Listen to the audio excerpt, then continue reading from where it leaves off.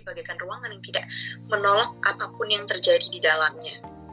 Karena the space of awareness doesn't know the meaning of resistance. Gitu. Dia tidak perlu bekerja keras menolak siapapun yang masuk ke dalamnya. Dia tentram-tentram saja, dia santai-santai aja. Siapapun yang masuk, dia tetap santai, dia tetap kokoh. Namun, perlu dicatat bahwa untuk merasakan kesadaran di ruangan ini, itu jangan dibikin seperti taktik gitu. Jangan malah dimanipulasi. Jangan malah dipaksakan, karena yang perlu kita ketahui bahwa kita sudah dari sejak kita lahir ke dunia ini, kita sudah memiliki ruangan itu dalam diri kita. Sudah ada the space of awareness itu dalam diri kita. Mungkin kita memang belum mengaktifkan si the space of awareness tersebut saja. Namun tidak perlu dijadikan taktik atau strategi gitu. Kita jangan membuat ruangan itu berlatih menjadi ruangan lagi, because it doesn't make sense, right? It's not logical. Di saat kita sudah menjadi being, sudah menjadi real self, when we are being the space of awareness, kita nggak perlu lagi memprotek diri kita. Gitu. Jadi tidak akan ada pernyataan-pernyataan seperti, aku harus membela diri dari orang ini, atau aku harus membela diri dari perasaan-perasaan ini, aku harus melindungi diriku, memprotek diriku dari perasaan-perasaan ini. Itu nggak bakal ada lagi pernyataan-pernyataan seperti tersebut, karena kita sudah tidak perlu berlatih lagi, karena kita sudah being gitu. Jadi nggak perlu latihan lagi, sudah natural selamanya. Apapun yang akan terjadi ke diri kita, sudah tidak perlu kita protek diri kita, karena dia memang sudah protected gitu. Memang sudah tidak akan ada yang bisa menyakiti diri kita ketika kita sudah mengaktifkan the space of awareness tersebut. Jadi pada hakikatnya memang awareness itu tidak bisa disakiti oleh perasaan. Jadi setiap perasaan yang muncul itu bagaikan ruangan, orang yang muncul di pintu itu kita sambut, kita sangat welcoming. Gitu, kita akan selalu berada dalam penyambutan. Apabila di sana ada semacam ketidakjujuran dalam diri kita, ada hal-hal yang sebenarnya membuat kita tidak nyaman, tapi kita nyamankan, kita paksakan, maka akan segera dinetralisir. Nah, yang membuat kita tidak nyaman itu kan penolakan ya, resistance. Ketika kita menolak perasaan atau emosi atau objek pengalaman yang datang, itu yang membuat diri kita tidak nyaman. Apalagi konon lagi ketika kita memaksakan diri kita untuk menyaman-nyamankan. Padahal pada hakikatnya semua perasaan itu netral, semua emosi, semua objek pengalaman itu netral. Yang membuat tidak netral itu kan our judgment dan resistance kita, penolakan kita, itulah yang membuat itu sakit, yang membuat gelisah, kecewa, sakit hati. Itulah identifikasi kita, label kita. Nah, ketika kita sudah berada di the state of awareness, kita bebas dari resistensi. Menetralkan perasaan itu bukanlah suatu hal yang harus kita usahakan lagi. Nggak perlu diusahakan, karena seperti yang sudah saya bilang tadi, everything comes naturally. Udah nggak perlu harus ada perjuangan untuk menetralkan emosi atau untuk membela diri. Itu udah nggak ada, udah nggak perlu ada effort untuk melakukan itu semua. Ya sudah natural. Jadi ini kita lakukan latihannya untuk kita dapat sebelum semuanya comes naturally, pasti perlu ada latihan dulu. Jadi jika dalam suatu waktu itu kita overwhelmed, kita merasakan perasaan-perasaan yang overwhelming, bagaimana semua perasaan itu kita isolasi terlebih dahulu, kita pisahkan terlebih dahulu dari diri kita, lalu kita duduk tenang, kita pejamkan mata, lalu kita bersaksi, I am the space of awareness. I am the awareness itself.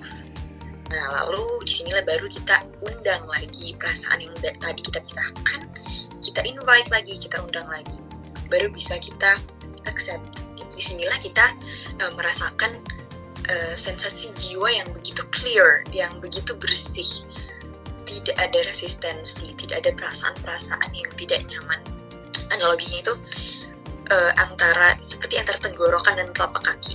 Jadi ketika kita merasakan gelisah, kecewa, atau perasaan negatif lain itu kan pasti tenggorokan kita terasa tidak enak, atau kita merasa sesak, atau seperti tercekat tenggorokan kita, karena tenggorokan kita itu memuat banyak muatan emosi, sedangkan telapak kaki kita itu selalu dingin-dingin saja gitu, selalu netral, dia tidak memiliki muatan emosi apapun di telapak kaki. Kan kita kan mau emosi kita seperti apapun, telapak kaki kita itu tidak terpengaruh. Nah, disinilah kita belajar untuk belajar latihan meditasinya agar kita itu hidupnya di telapak kaki kita.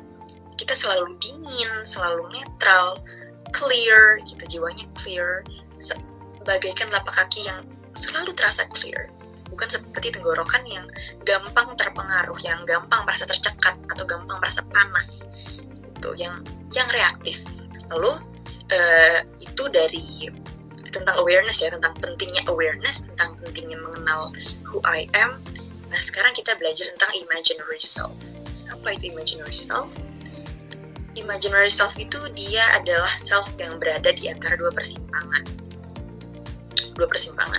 Dia itu sering sekali membisikkan kata-kata yang menghasut kita, seperti ketika datang suatu fenomena.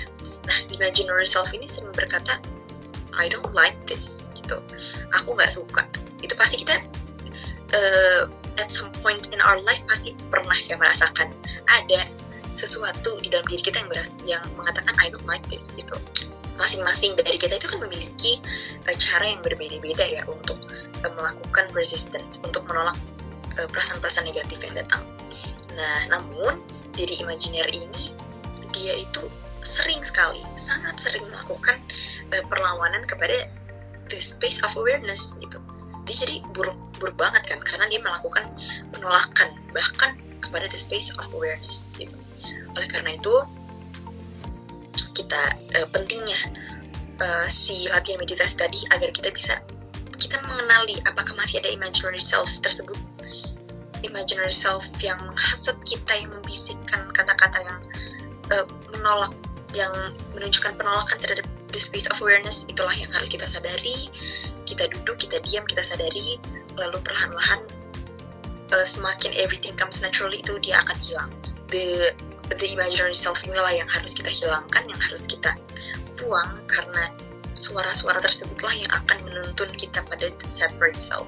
Semakin kita mengikuti suara-suara tersebut, semakin kita iakan, maka semakin dekat kita pada separate self. Nah, jadi kita dari tadi kan banyak yang ngomong tentang the space of awareness. Jadi sebenarnya the space of awareness, the space ini adalah kehidupan di mana aku yang infinite, gitu. The infinite I itu hidup, dia hidup dalam the space ini, dalam ruangan ini. Jadi the space ini adalah tempat kehidupan real self dan authentic self kita. Di sana itu timeless, limitless, udah melebur, sudah tidak ada dualitas, semuanya sudah melebur, semuanya sudah dia itu eternal, abadi. Di mana ada ruang, di mana ada the space tersebut, di situ ada keheningan. Perwujudannya dalam diri kita itu seperti apa? Nah, perwujudan the space dalam diri kita itu ya inner space, yang seperti ini sering kita bahas. Inner space dan inner silence, gitu. Ketenangan, ketentraman batin dan keheningan dalam diri kita, itulah tanda-tanda bahwa kita sudah mengaktifkan the space itu dalam diri kita. Kita sudah memiliki itu. Ketiadaan inner space itulah maka yang menghasilkan ketiadaan ketenangan dalam diri kita. Nah, adapun rintangan terbesar dalam menemukan ruangan tersebut apa? Dalam penemuan the space itu ada loh rintangannya. Rintangannya itu jika kita menjadi terlalu terpikat dan terikat dengan objek-objek pengalaman, sehingga kita tuh kehilangan diri kita. Maksudnya apa? Maksudnya ketika kita dihadapkan dengan suatu kegagalan, contohnya ya, misalnya ketika dihadapkan oleh suatu kegagalan yang merupakan objek pengalaman, kita itu terlalu kita terlarut dalam kegagalan tersebut, kita terpikat, kita romantisasi, namun kita terlalu terlarut gitu, terpikat dan terpaku pada objek pengalaman tersebut.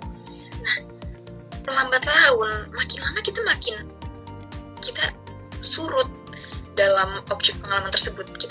Kita surut dan lama-lama kita kehilangan diri kita di dalamnya. Itulah yang membuat kita ketika sudah larut ya, authentic self dan real self kita itu sudah hilang. Nah, disitulah kita hilang. Kita di suatu waktu kita kehilangan inner space kita. Sudah tidak ada lagi inner space, inner silence. Dan disitulah kita menjadi separate self atau fake self. Nah, inilah mengapa tadi kita latihan bermeditasi, latihan memproses perasaan, memproses emosi-emosi yang datang, memproses fenomena yang datang. Itu kita melatih proses accepting. Itulah kenapa agar kita terhindar dari terlarutnya diri dan authentic self kita dalam objek-objek pengalaman tersebut. Lalu ada lagi yang namanya the experiencer. The experiencer adalah subjek yang mengalami pengalaman.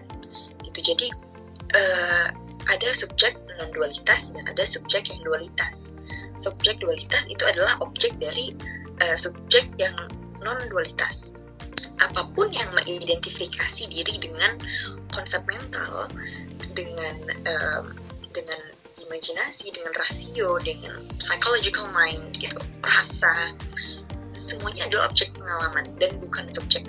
Sedangkan the experiencer ini dia merupakan subjek yang mendahului seluruh pengalaman, yang bahkan sebelum dia memproses perasaannya, memproses accepting, dia memang sudah accepting duluan.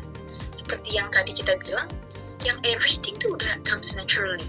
Ketika kita sudah menjadi the experiencer, kita sudah mendahului semua objek pengalaman. Sudah tidak perlu lagi melalui proses accepting atau proses meditasi tersebut. Memang sudah tertanam dalam diri kita bahwa apapun yang datang itu memang akan kita accept. Gitu. Jadi dia sudah melampaui ya, dia sudah beyond psychological mind, beyond all experiences itu, karena dialah sang experiencer. Gitu. Nah, sekian pembelajaran pada hari ini. Semoga kita bisa ya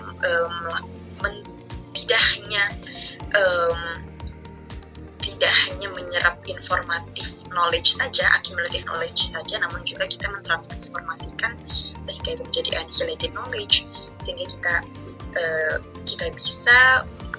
bisa melatih duduk, kita memejamkan mata, kita melatih meditasi yang tadi sudah kita bahas, dan melatih untuk memproses perasaan kita, melatih proses accepting sampai kita ada di titik dimana kita menjadi sang experiencer, kita menjadi the experiencer, dimana everything comes naturally. Kita tidak ada lagi resistance dalam diri kita, sudah tidak ada lagi fake self, tidak lagi perlu membela diri atau membela emosi-emosi yang datang, sudah tidak perlu, karena semuanya sudah datang secara natural dan alami. Nah, sekian dari saya untuk pembelajaran hari ini. Mohon maaf apabila ada kesalahan kata. Wassalamualaikum warahmatullahi wabarakatuh.